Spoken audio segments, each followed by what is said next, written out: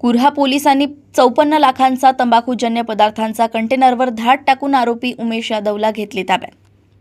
8 November रोजी मिळालेल्या गोपनीय माहितीवरून पोलीस स्टाफच्या मदतीने अवैध तंबाखूजन्य पदार्थांची वाहतूक होत असल्याबाबत माहिती मिळाल्याने सदर वाहन पाठलाग करून थांबवला व त्याची पाहणी केली असता त्यामध्ये तंबाखूजन्य पदार्थ मिळून आल्याने सदरचे वाहन हे पोलीस स्टेशन कुरा येथे डिटेन करण्यात आले व सदर प्रकरणात कारवाई करण्याकरिता अन्न व औषध प्रशासन विभाग यांना पत्र देण्यात आले। वरून दिनांक 9 नोव्हेंबर रोजी निरीक्षक श्री गजानन गोरे अन्न व औषध विभाग अमरावती हे त्यांच्या स्टाफसह पोलीस स्टेशनला हजर आल्याने पंचांसमक्ष सदर वाहनाची पाहणी केली असता व पंचनामा कार्यवाही केली असता त्यामध्ये प्रतिबंधित तंबाखूजन्य पदार्थ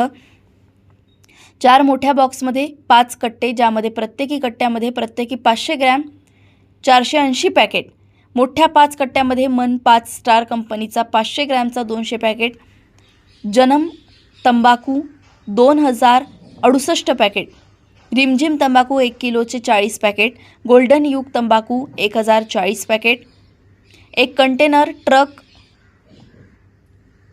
गोल्ड गुजरात 500 ग्रॅमचे 600 पॅकेट असा एकूण 54,40,400 रुपयांचा मुद्देमाल जप्त करून त्यांना लेखी रिपोर्टवरून सदरचा गुन्हा त्यांच्यावर दाखल केला आहे। अमरावती येथून सहसंपादक रणजित मस्के यांची रिपोर्ट।